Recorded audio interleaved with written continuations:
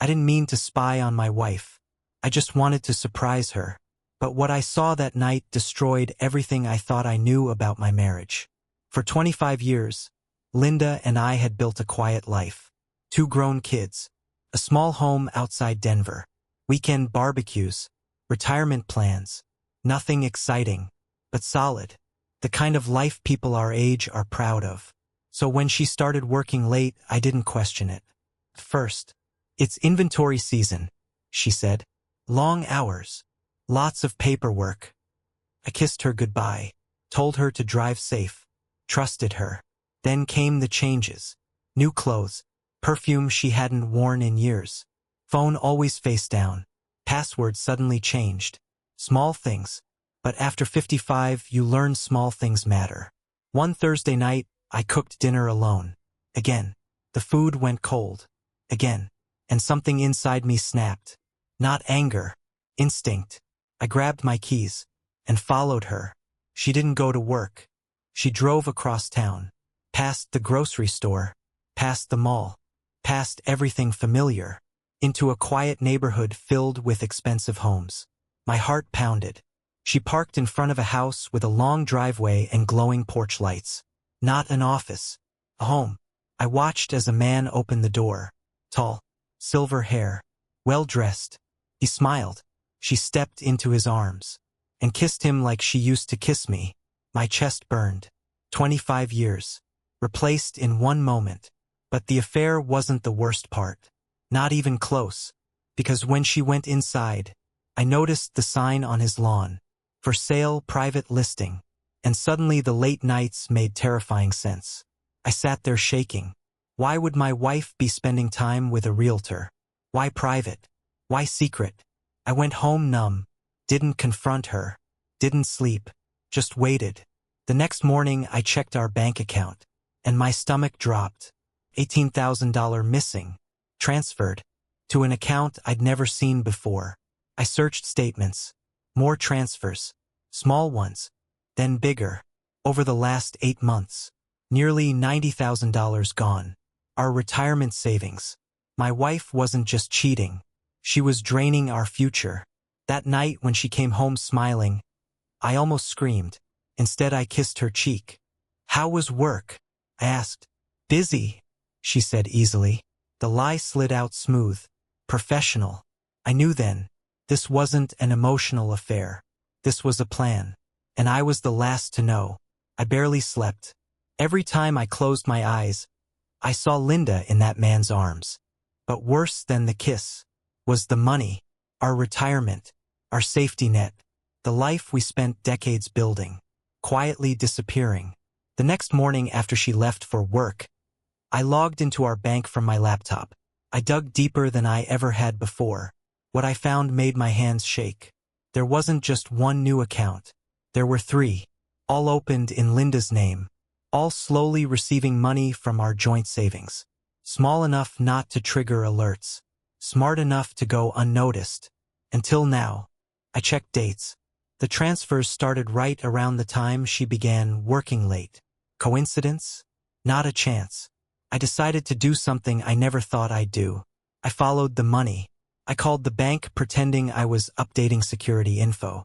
The clerk confirmed something that made my stomach twist. 2 of the accounts were linked to property transactions. Real estate. That house. The man. That afternoon I drove back to that neighborhood. This time I parked closer. And waited. Linda arrived again. Same routine. Same kiss. But this time I got out of the car. Slowly. Carefully. I walked past the driveway like I was just another neighbor. And I saw it. Through the open garage. Stacks of paperwork. Folders labeled with addresses. Our address included. My heart slammed. They weren't just planning something. They were already doing it. I went home shaking. Pulled out our house documents. Checked county records online. And there it was. Our home was listed.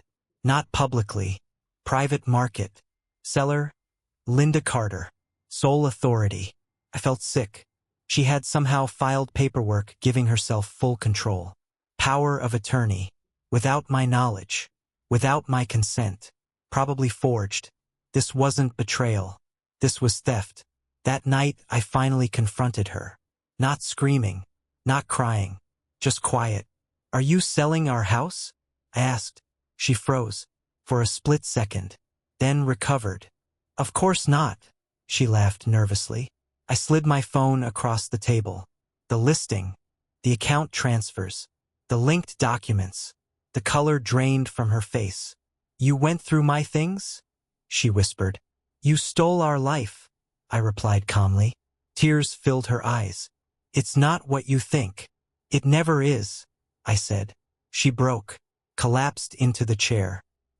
"He said it was the only way," she cried. "He promised we'd start fresh." "With my money?" I snapped. "With our house." "He said you'd be okay," she whispered. "He said you were strong. Strong. Like pain was something I deserved." "Who is he?" I asked. She hesitated. "Richard Hale." The name meant nothing to me, yet. "He's helping me invest," she said. "Helping you steal," I corrected. "He loves me," she sobbed. That word burned. That night I searched him, and my blood ran cold. News articles, different states, different women, same pattern. Affairs, property sales, money gone, man vanished. Richard Hale wasn't a lover. He was a professional con artist. My wife wasn't just cheating. She was being groomed, used, or worse, helping him destroy me. And suddenly the scariest thought hit me. If he was a con artist, people like him don't walk away quietly. After Richard's call, nothing felt safe. Every car that slowed near our house made my heart race. Every unknown number made Linda flinch. The police placed a temporary watch on our address. But men like Richard don't stop easily. 2 nights later, it happened. At 1:43 a.m. I heard tires outside. Slow. Creeping. I looked through the blinds. Richard's car. Parked across the street. My chest tightened. "He's here," I whispered. Linda grabbed my arm, shaking. "What does he want?" "To scare us," I said. "Or worse." Suddenly headlights flashed. Then the engine revved. The car sped off. But I knew. That was a warning. The next morning the detective called. "Richard withdrew large amounts of cash," he said. "He's preparing to run. But first," he added quietly, "he usually cleans up loose ends." Loose ends. The police tracked his phone. That afternoon they located him at a motel outside town. But when they arrived, he was gone. Left behind fake IDs, cash, and a burner phone. Professional. Hours later, Linda's phone buzzed. A photo. Our house. Taken from across the street. Then a message. "You should have stayed quiet."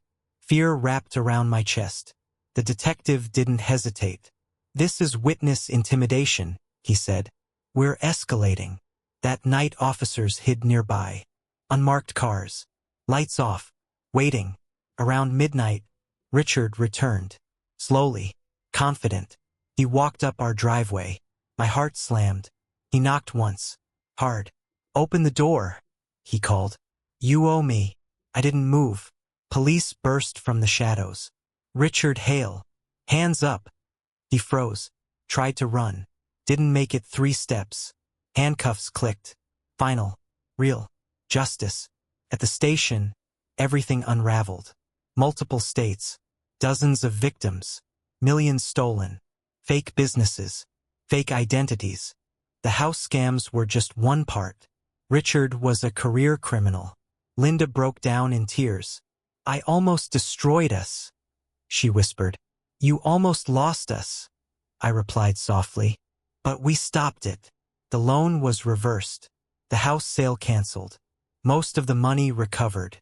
Not all, but enough to survive. But the emotional damage, that took longer.